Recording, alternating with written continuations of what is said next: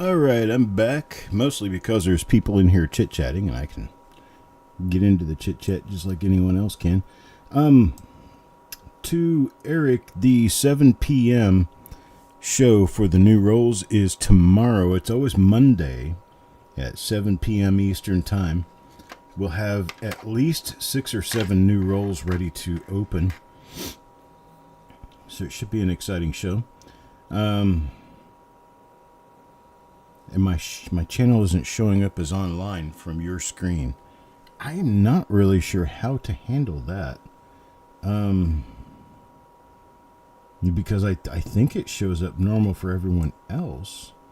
So it's really kind of hard for me to associate a problem with my channel when it's only happening that way for certain individuals. I don't know. I'm going to go ahead and start recording this show. And it is 40 minutes past the hour. And go ahead and get started on this 1983 Philadelphia roll. Of course, we're always hoping 1983 Philadelphia shows up with some serious doubling on the reverse of the coins. But, you know, that's kind of scarce. I have been looking through Lincoln Cents since about 1975. So I've certainly been doing it since 1983. And I've done it with brand new rolls all the way to pocket change. And I have probably seen into the tens of thousands of 1983 Lincoln Cents directly out of change or out of brand new rolls. And I have yet to find one. I did send a pile of rolls to a guy in Florida one time when I lived in Missouri as an exchange. So I could get some Philadelphia mint stuff and he could get some Denver mint stuff. And as it worked out, I sent him a 1983 double die reverse. He didn't send one to me. So you never know sometimes. They can show up in the most odd places. But we're going to give it a chance here. We're going to see what we can do. Here is coin number 1 out of this roll. And back off just a little bit here. And because this one is a very bright roll, we're going to turn our exposure down just a little bit so that we don't blind people. All right, here we go. Off to the adventure. Number of different things to be watching for, including some misstruck coins. We've got counter clash coins. A lot of different oddball things to be looking for. A nice die crack right there. That's not one of our things. Looking for double die on the reverse. Didn't get anything out of coin number 1. So let's move on. Hello, Chew. For Chuck Patillo. So we've got a Chuck in the audience. Just popped in, said hi. We've got a Chuck as your host. And we've got a Chuck to whom the coin is going. All at the same time here.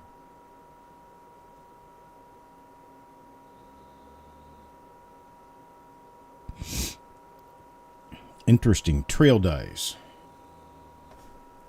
That's probably one that could be looked up. That's what that is. That's called trail dies. Different people have different ideas on what causes this. I personally think it's from die polishing. But that is a trail die. Interestingly enough, we also know because of that it is not DDR number 1. A bunch of little marks there to get rid of clash. There's part of the Y of Liberty right there, upside down and backwards. This is the back of the coat.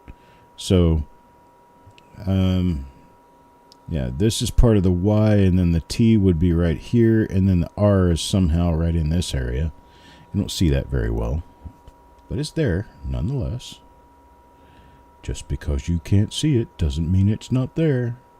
Or you can see the Y more clearly this way, sideways. It's inside that bay number 2.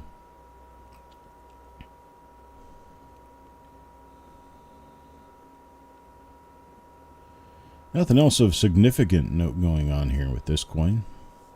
So we're going to holder it and move on. There's coin number 2. Now coin number 3. Stan? Stan gets this interesting little guy.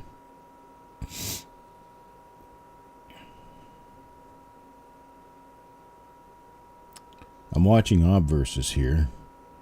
Markers on the obverses. Like this, we've got that north die scratch out of the 8.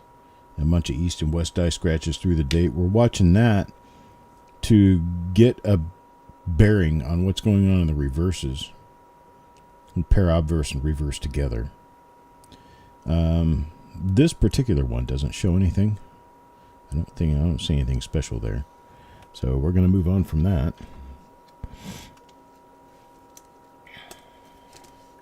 Number 4. Coin number 4. Chubby Pop Chaser. Let's see what CPC gets. Oh, very nice, clean looking obverse. Very clean looking obverse on this coin.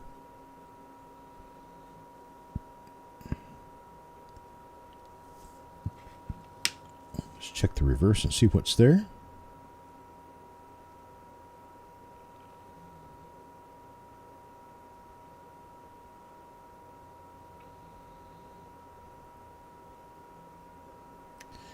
Got nothing.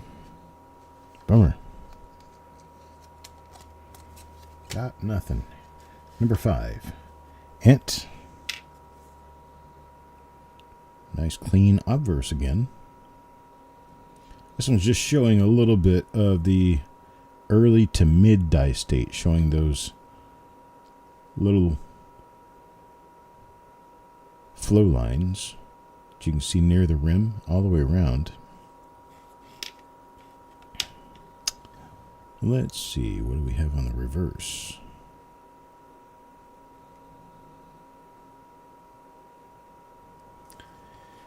Well, nothing hot. Number 6. So far what we found is a decent looking trail die. No hub doubling yet. Of course, we're not necessarily expecting to see hub doubling. We're just hoping for it.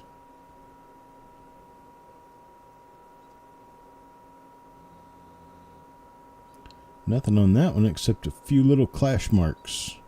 A couple of little marks left behind from a clash that was mostly polished off. Let's check the reverse. See what we come up with there.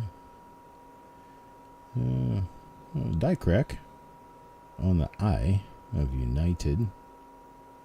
Goes through, let's see, all the way to the other side. Got another die crack on the base that goes out to the rim on the right side. And just a little tiny minor one on the left side. So you've got 4 points. All 4 corners of the building have some form of die crack running off of them. But not much otherwise. Alright, let's see. Coin number 7. Mark Thomas. Okay, this one's going to be a little different from the others. I've got a little bit of a clash mark. I've got die scratches running in a direction I've not seen yet in this roll.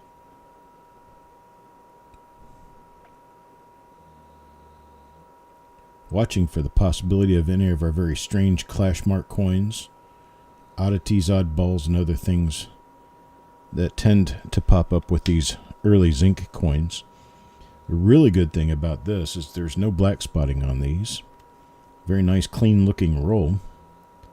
Don't have any of the typical zinc rot that you usually find with a lot of these earlier zinc coins. So, got some nice ones. Nice roll nonetheless, regardless of what there happens to be in here, which so far has, well, led us to believe that there's not much going on. There's one for Farm Dog. Nice earlier die state, 1983 Philadelphia Lincoln Cent here. Very clean one for an album collection, but no die variety on the obverse. Let's check the reverse and see what we've got going on there, if anything. And I see nothing at all.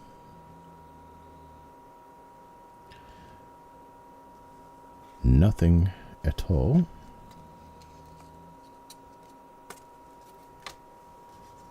Yeah, that ridge ring that you're talking about is probably going to be die wear. That happens on the zinc cents quite frequently. This is interesting.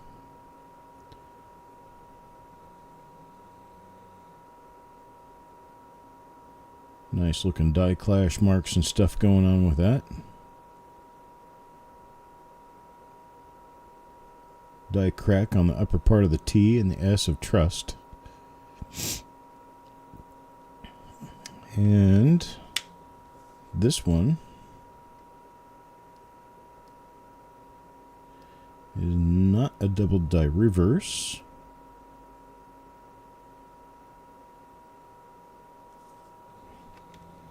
So for Frosty, we have a nice one. But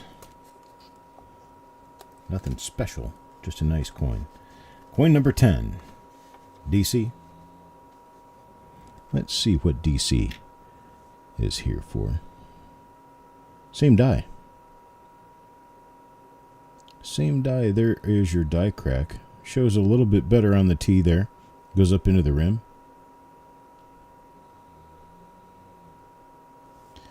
Alright. Got the same die pair, which means we're not going to have anything special on the reverse. On the reverse, 4-corner die crack. Number 11 now, Stonecutter. And Stonecutter. Looks like we're going to have a pretty normal obverse out of this, I guess. Yes. Turns out that it's normal on the obverse. Let's check the reverse real quick. This is coin number 11.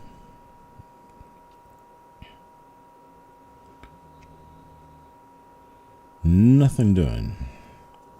Okay. Now up, number 12. Chubby Pop Chaser. Let's see what Chubby Pop Chaser gets. Another one of our nice clean 1983 Lincoln Cents. Earlier die state. Pretty looking coin. PYT. Pretty young thing. There we go. Nothing else. Alright, here we go. Number 13. Sissy. Miss Sissy. Starting to get blisters on a few of these. See, that's linear blistering right there. That's not die scratches. It's too soft. Too soft and too large. It's linear die blistering. Here we go with the reverse. Reverse says, I'm normal, put me away.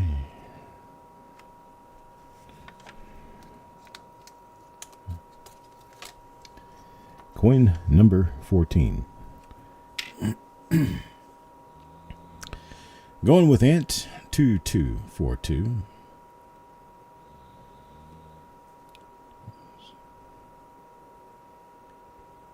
Got some die scratching.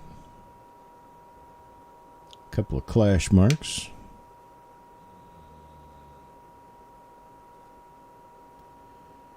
I know that the The big double die, DDR number 1, or FS, what is it, 801, has the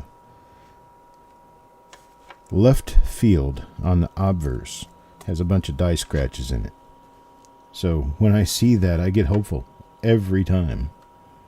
And every time, my hope is dashed.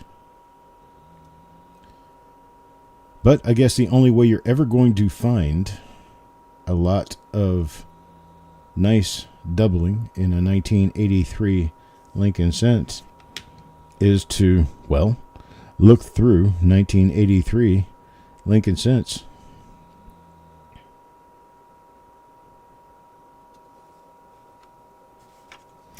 That one is for Mickey. Number 16 now, Sureg.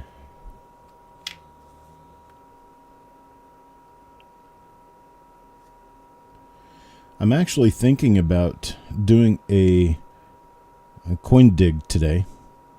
And coin dig is going to be where I'll have my microscope set up and I will be chit-chatting with anyone who wants to chit-chat. And I will be searching through one of my old baggies of sorted Lincoln Cents that I've had for probably 20-25 years. And I'll be searching them for anything. You can join me on the Discord channel.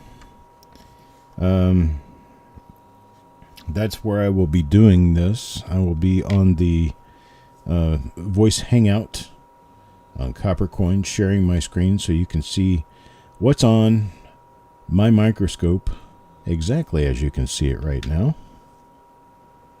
And we'll be digging through a baggie full of one digit. Don't know which digit. I'll have to go grab it and find out.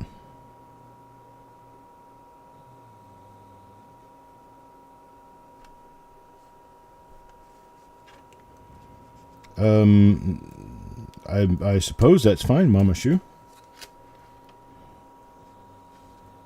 Okay to use one of my examples I made years ago of your off-center dime with color clash. Well, if it's your dime, you got the photos. Jump on it.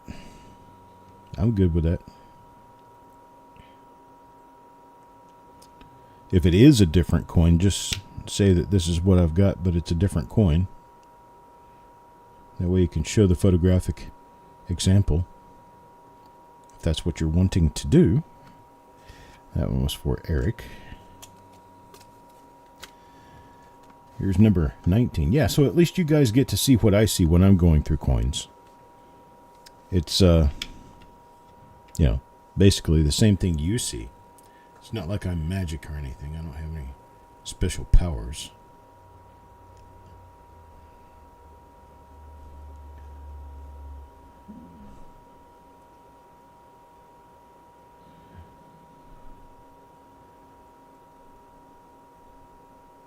Just looking for anything telling on this.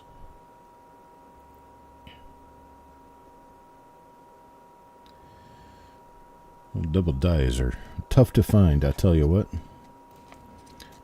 That was for Jackalope. I'll probably be doing it not long after I finish this broadcast. This is my last broadcast for today.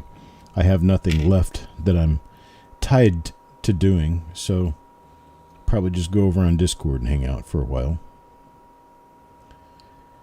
As soon as I can get set up to get into one of my little baggies, I'll probably hunt the whole bag. It's probably going to be somewhere between 200 and 500, maybe 1,000 coins. And I'll just pop through those real quick and we'll see if we find anything. My general statement is it usually takes me a couple of thousand coins to find anything when I'm digging through, circulated stuff, just like anyone else. So if you're tuning in so that you can see me find double die after double die and a bucket full of RPMs, you're probably not going to be watching the right broadcast, because my stuff is mixed up just like anyone else's. And the ability to find goodies is just about as common or rare as you might see it as anyone else's chances. I don't have anything special going on. But you can hang out over on my Discord if anybody wants to get me a link to the voice hangout on Discord, on Coppercoin's Discord, and post it in here. That would be suspendous, tremendous, wonderful, wunderbar. Because I don't have my Discord up right now. I try to minimize other programs as much as possible while I'm doing a broadcast because I want to be sure that I'm not contributing to any of the lag that could be going on. So I have Discord naturally shut down. I am looking at the reverses on almost every coin in this roll because I want to be sure that we're not missing any double die reverses. Could find a lot of things. Yeah, you never know what I could end up finding. But it's the general likelihood that it will be very little or nothing.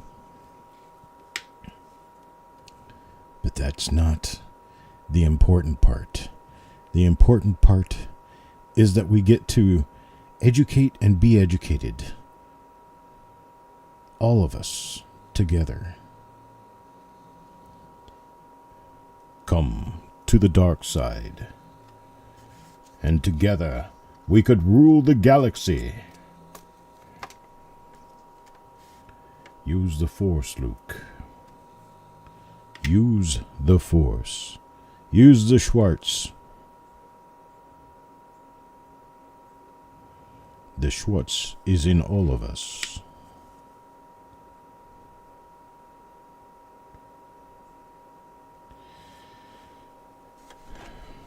Alrighty then. Still looking. Coin number 26 now, Paul Hampton. It is now time for this show to begin. I started early because I wanted to.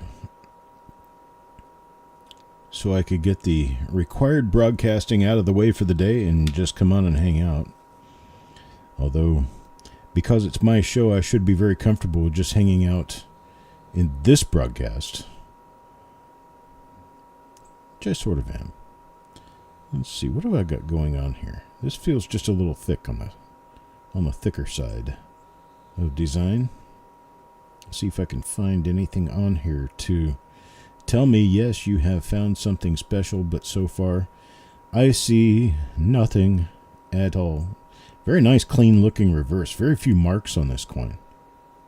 It's very nice, higher grade, 1983. I would go with a 65 on this one, but no better. Could be some 66s in this roll, maybe even a 67. Some very nice looking coins here. Dan McCumber comes up next.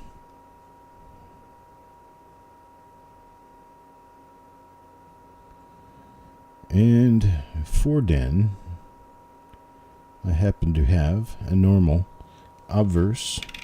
Let's check out the reverse. Almost proof like this coin is. It's really shiny. Very, very bright.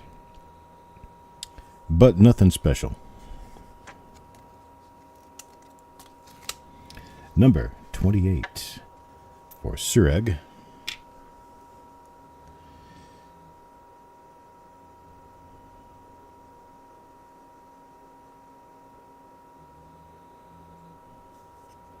Nothing there. I'm going to be sending out a last call reminder to people who have, it'll be a personal reminder from me directly, sent directly to them for people who have outstanding invoices. If you have outstanding invoices, any outstanding invoices, you need to get them paid because I'm about to start tossing people from the channel for not paying invoices. I cannot do business in a situation where someone is going to create a bill and just not pay it. So that's going to happen here in the next few days. You'll notice an email if you have an outstanding balance. Please take care of it.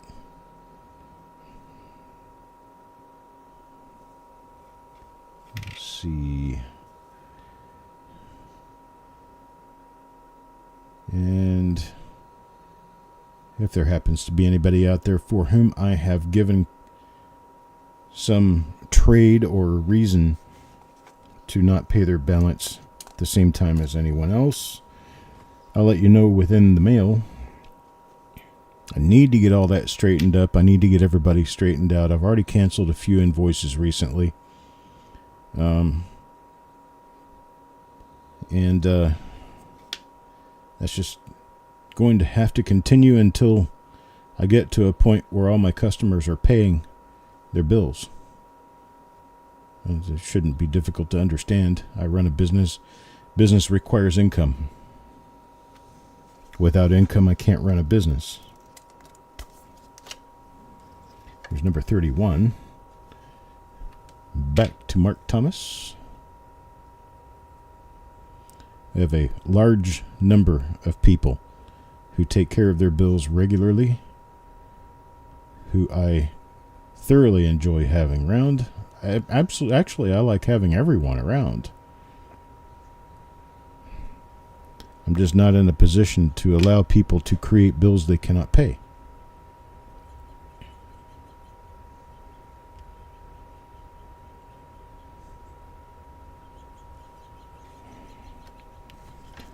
All right. Well, it looks like we're pulling through a roll here, 32 coins deep, where we don't have anything special.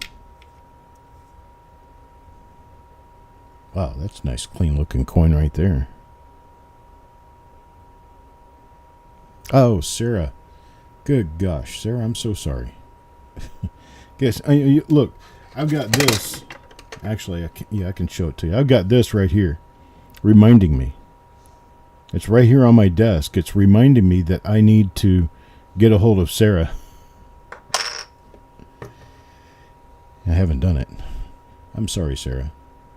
I have to push myself to remember things. My brain tries to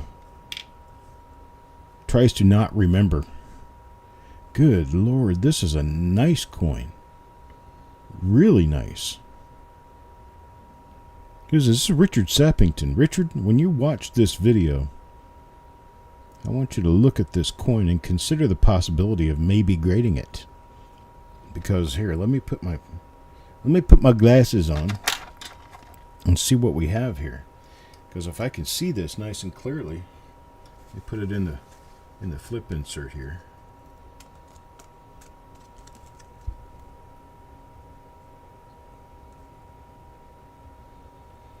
And it's got one mark.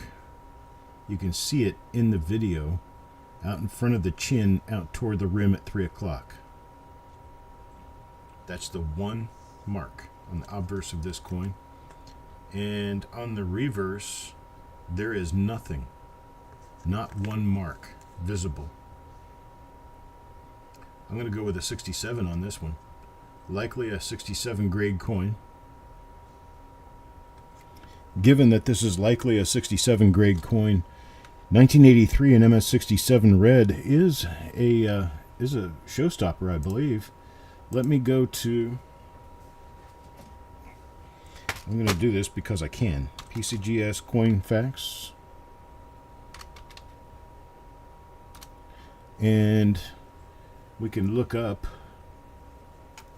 Here, we can do this together. We can look up the Lincoln cent, zinc cent. Come on. There we go. Zinc cent, 1983. Go to red and bring it over here to a 67. About a $50 coin. 67 is about a $50 coin. If I were to take the grading out, 67 plus would probably be 100 to 150. A 68 is a $300 to $400 coin. 68 plus doesn't exist. It's not known to exist, but price guide shows $5,000 for one.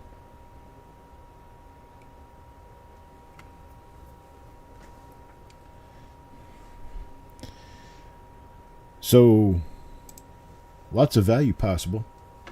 Let's go to coin number 33 now. This one's for Sureg. And for Sureg, we have...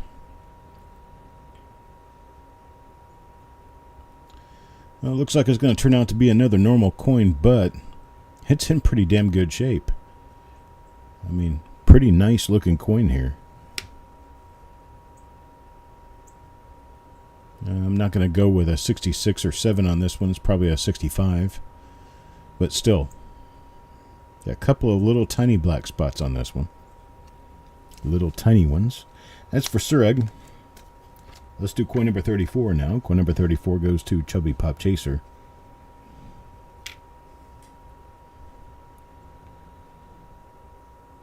A little bit of toning showing up on some of these as well. So a little peach toning. Nice looking coins. So a nice looking little roll of coins here. Quite a few gem coins. Not found anything of better value. Hello, Parviz. Good day, sir. And there's Paul Hampton. Here's one for Sissy. Let's see what Sissy gets on here. Hope things are going well with you, Parviz. Haven't heard from you in a while.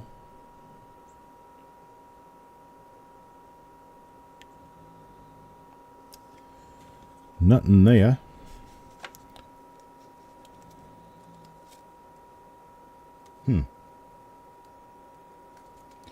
Something I just noticed. Let me see if this in fact works out to be true.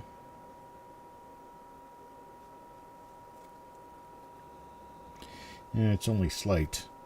If you look here, you see the orientation of this coin. The Dayton Liberty runs slightly downhill toward the right. Or if I flip it over like this, you can see that I've got it perfectly aligned on the reverse. So we have just a very slightly rotated die, which is not going to add anything really to the value of the coin overall, but it's interesting to note.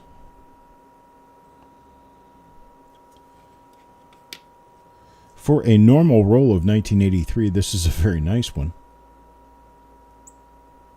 Nice red coins.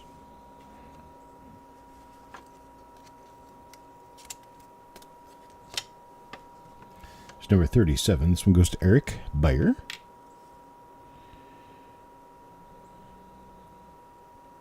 Just starting to get used to actually having to call Erics out by their last name. It's been a long time.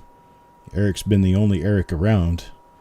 And then all inside of a month and a half or so, we ended up with 2 more Erics. Both of whom are extremely welcome.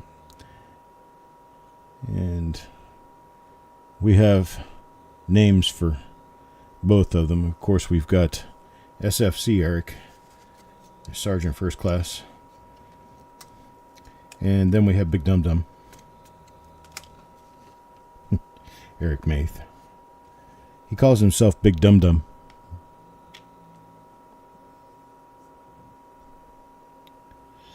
No real abnormal coins, Paul. Ended up one coin out of the earlier part of the roll had some trail dies. I haven't really been watching closely for that one, but it was an obverse trail die, pretty decent one.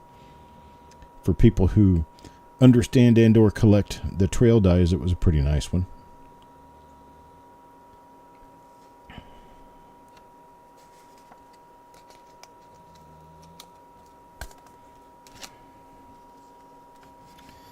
Number 39, Coins and Ghouls.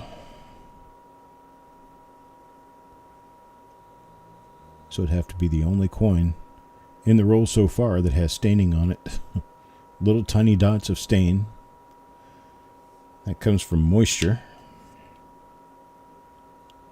Somebody sneezed on this coin before it was rolled. Okay.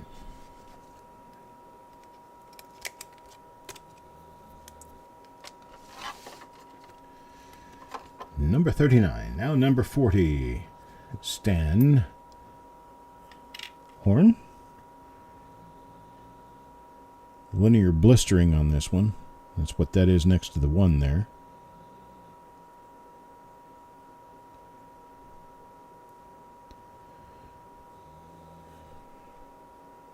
Here's some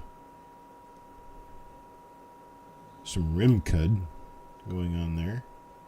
Little areas where the very edge of the minting die has started to chip away. Chip away. Sounds like a Native American tribe.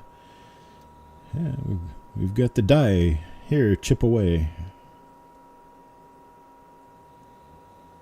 I think that's because Chippewa is a tribe.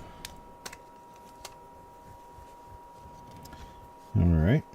Here's for Carl. Let's see if we have found anything for Carl. I've seen this a few times now. This little abrasion next to the S that is on the die that would turn into being a die marker if this were anything that would need to be identified, which I'm not seeing anything.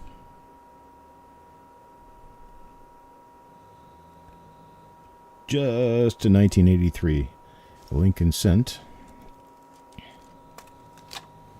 Number 42 now, Frosty. Let's see if Frosty the Coin Man gets any love. A nice linear blister right there. Big one.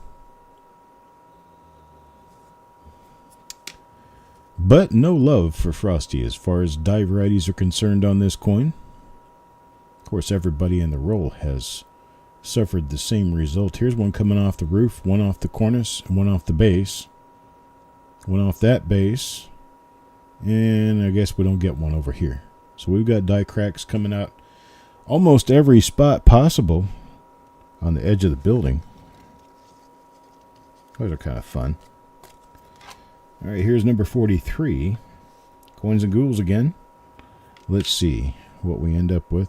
I think I'd like to do a 1983 D roll.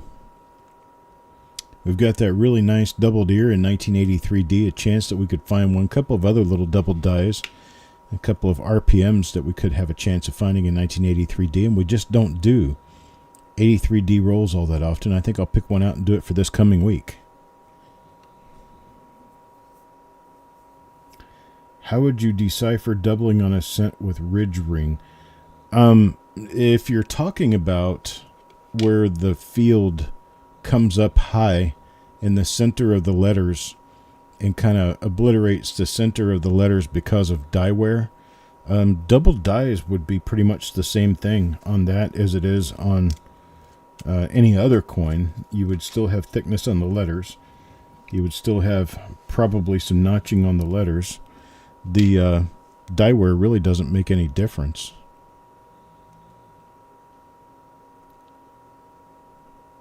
If that's the ridge ring that you're talking about, I'm unfamiliar with that term.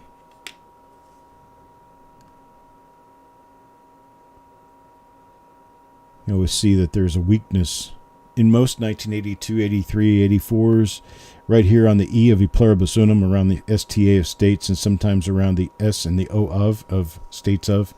What that is the exact opposite, straight through the coin on the obverse, is the shoulder. It's one of the highest areas of relief, and it's really hard to fill through. And yeah, that die wear, that ridge ring stuff doesn't really affect what the double die looks like. That double deer is scarce, the 1983 D double deer. Here's a strange coin. This one's in the middle of the roll, and it has obviously been affected by, I'm going to say, laying at the edge of a bag for a long time before it was wrapped. Here's the other side, perfectly normal on this side. And 5 coins from the end of a original bank wrap roll, so It's got to be something bag related. This one for Sissy. And Sissy now. This one's got a bunch of linear plating issues on the planchet. That's what all that is. It's not die scratches. They're too large and too soft to be die scratches. Here it is on the other side. Same basic thing, just a bunch of linear plating blisters.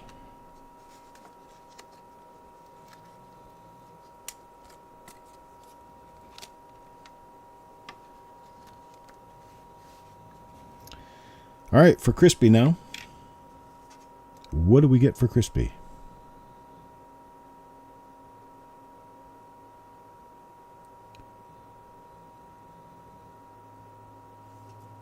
Nothing there.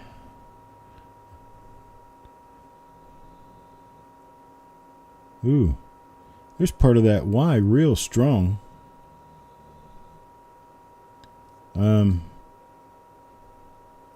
Actually, this is kind of strange. Aha. That's the top of the T. I don't know, there's a letter there. Kind of hard to tell what it is. This looks like the top of a Y right here. And then this looks like the top of a T over here. But they're in different, they're not lined up. It's kind of strange. Nice little clash mark. Crispy has a good one to figure out. Giddy toe figured out. Here's number 48 now. Dan McCumber. A little bumpy on the obverse, but the reverse looks nice and clear. That's kind of what I'm seeing on the obverse here. Some plating blisters, couple of little stain marks, couple of little hits. It keeps that out of a gem grade. And then the reverse on this one appears to me to be pretty clean. Pretty nice and clean. That was with my grading eye. Go with a 65 on the reverse on that one, but the obverse doesn't go with 64. And a 64? Well, a 64 overall grade on a 1983 Philadelphia Lincoln cent would be worth just about 2 cents. Maybe 3. Well, that's pretty cool. Unfortunately, we've already seen this die, so we kind of know what we're going to expect on the reverse. Which is unfortunately not going to be much of anything.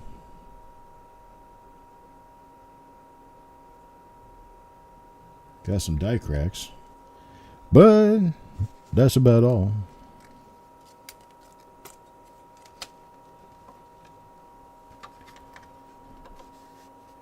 All right, Paul Hampton, last coin in the roll.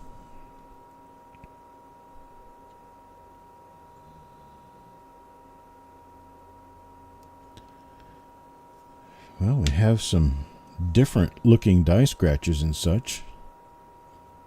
Do not appear to belong to a double die reverse though.